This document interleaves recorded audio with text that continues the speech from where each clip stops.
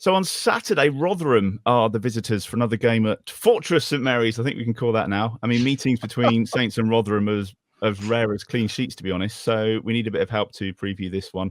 And we've got someone from a Rotherham podcast on, which is brilliant. So thank you for coming on. Cheers for joining us. Tell us a bit about your podcast, if you don't mind. Yeah, so I'm with New York Talk, the Rotherham United podcast. We do a few bits and pieces with the players. We've had Matt Taylor on in the past as well, and we generally just talk nonsense about football for an hour, and people come and watch it and find it enjoyable. And yeah, winning format. Exactly, winning format. This season, let's talk about this season, because I mean, you stayed up last year, I think, with a game to spare, wasn't it? Did you feel that you made hard work of it, or was it really well earned and well achieved? I think the start we had under the previous manager, Paul Warne, set the ball really rolling with the season. But Derby poached him off us, and we brought in Matt Taylor from Exeter, and he had a tough job. We sort of made a patchwork thing in January of what he wanted to do with the team and what he was left with. But it kept us up against Middlesbrough. And he also got us 2 wins away, which is few and far between this season, I must admit. So, yeah, I think we made harder work of it than was necessary, but there's a multitude of factors that contributed to that. There's a few loan signings, I think, that you've made, haven't you? Is there anyone that's kind of stood out? Anyone that's impressed you so far this season? I would say Glen from Wolves and Onyedinma from Luton. They're 2 that have really impressed on the right-hand side. They're very good on the ball, very good at going forwards. But, like I said, they're at a Rotherham side that's struggling for wins at the minute. So I think that's why they've gone a little bit under the radar. They're the 2 standout loan performers for me anyway. And what about this season? Is it going to be about survival again? What's the aspirations? What's the mood like? If you'd have asked me in July, I would have said push up the league as much as we can. Whereas now the away form is so bad. Honestly, it's so bad that it's more of a will the away form doom us, and just trying to pick up home form, which is a very bad thing to say. But I think if we stay up this season and make the best of the away form, then I'll be happy with it. And that whole thing of moving up the league table, that's out the window. It's just 21st and upwards now. That'll do. So before we get going, lads, I just want to say congrats for the 3 points on Saturday, because I honestly do think our first away win will be at Sheffield Wednesday. That's written on the wall, in my opinion. But this season we've seen flashes of what Rotherham are capable of. We've seen it against Norwich, where we beat them 2-1. That game is the peak of our performances so far. But we've also seen what the opposite end is capable of against Millwall, where I was stood in the front room screaming at the telly, effectively. This season, just hope we stay up. That's my aim. Hope we stay up. All right, Danny, we'll get your thoughts on the game in just a moment. We'll get your score prediction as well. Glenn, we were kind of like going back through the archives again, weren't we, trying to find the last time we played Rotherham? We think 2008 in the League Cup 3rd round. I know it didn't end well, but that's about all I can remember. Agustin Delgado played. That's all I remember. That's all I remember about that game. I think we lost 2-1. It was a midweek game. It was grim, and it was one of those games where we put out what was essentially a second string side in the arrogant belief that we could just rock up and win, and we rocked up and were crap and got beat. So that's the only game from memory I can remember against Rotherham. I don't remember what division Rotherham were in when we were kicking around League One and the Championship. 2009 to about 2011, but I've got no record of us playing each other. I was interested to see that Rotherham have gone League One Championship. They did that sort of 6 seasons in a row, was it? And last year was the first sort of survival.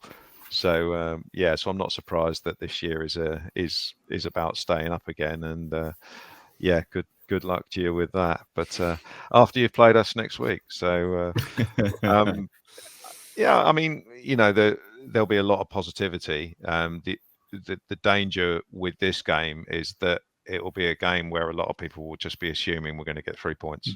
Mm-hmm. and you can't approach any game like that in any division. Any opposition, you just can't do that, and I'm sure the players won't do that. And I think it's a game where the fans have got to stay patient.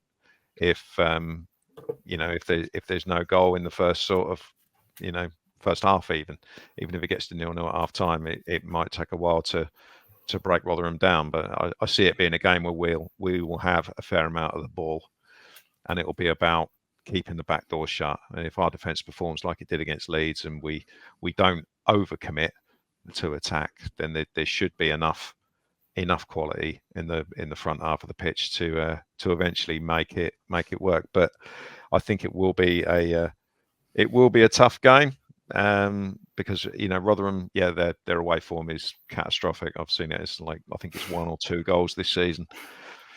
Our form was catastrophic going into Leeds. Things change. So you have to be on your guard and make sure that you do everything properly. So as long as we defend properly, I think we should be okay for 3 points next Saturday. Do you think it depends on what happens Tuesday night, Alfie, or will they approach them both in different ways?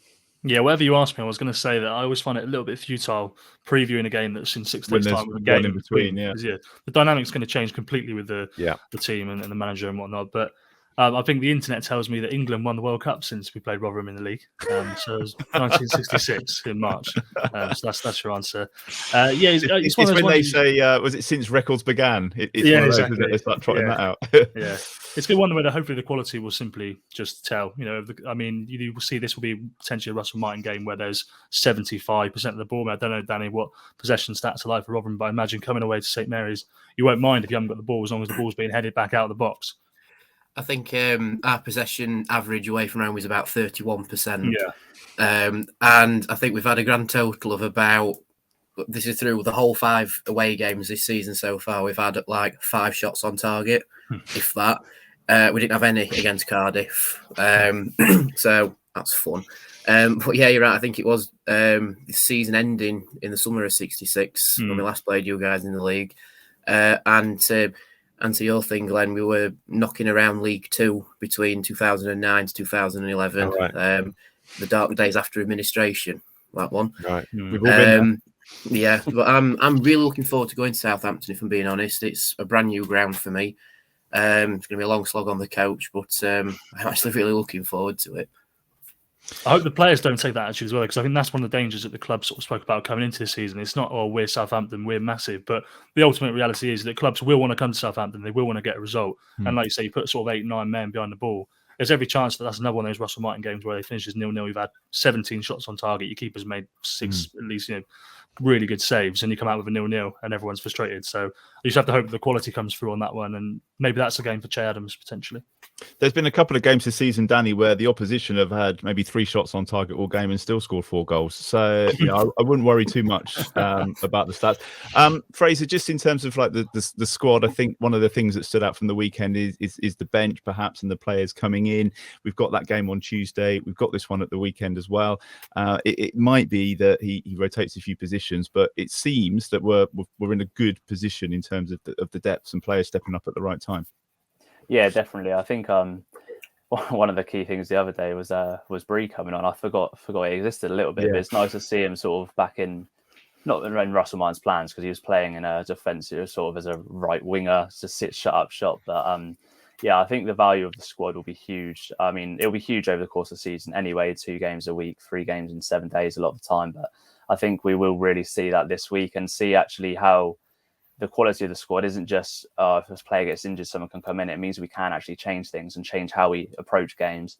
I think the Rotherham game will be an interesting one, regardless of the Stoke result. I think if we go to Stoke and lose, then the crowd could get sort of a bit angsty if we got a lot of the ball and Rotherham are sat in, I think, in their sort of back 5 sort of shape, letting us have the ball. I think it could get a bit frustrated. But similarly, if we beat Stoke, everyone's going to St Mary's on Saturday expecting us to get 3 wins in a week. And if you don't get that early goal, or you don't sort of calm the nerves, and the longer it goes on, the more sort of frustrated St Mary's will be. And I think that we might see sort of the likes of Harbour Bellis and Bennerat sort of start to force those passes into midfield that aren't necessarily on, and the crowd get on their back. So I hope it's not that, obviously, but yeah, it's got the potential to be a sticky one. And the more I hear Danny talk about how bad Rotherham are away, the more I'm convinced we're going to lose now. And I was convinced we were going to win.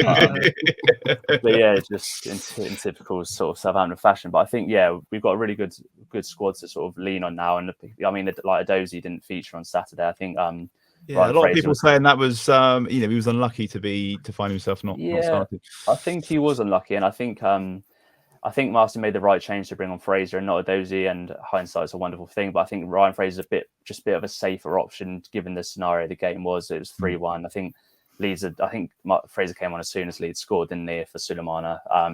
So I think that was just a bit of a safer option. But I think it's nice to have those options out wide because Sulemana, Adozie, Fraser, Armstrong when he plays out wide, they all offer very different things. So it's nice to have that. And I think Adozie's going to play a very big part of the season regardless. And I think Amayor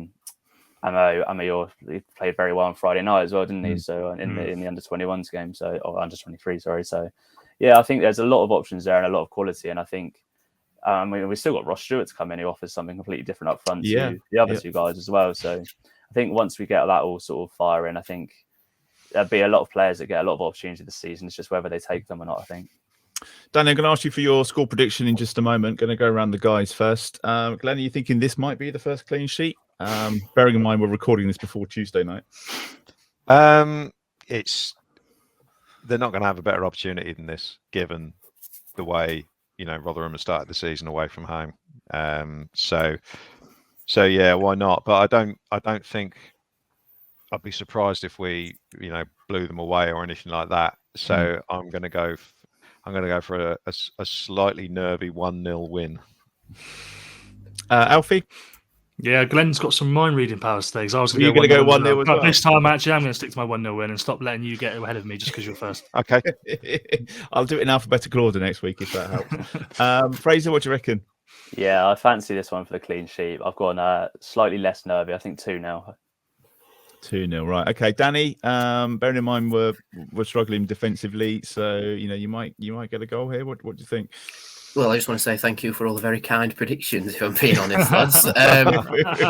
Because I see it going one of two ways. It's either you're going to absolutely blow us out the water if you turn up and it'll be like 4, maybe even 5, beating Stoke when they batter us in the league and in the cup, or we'll somehow I don't know, it'll come off like Jordan Hugel's backside or something and we'll win 1-0, and I don't know how.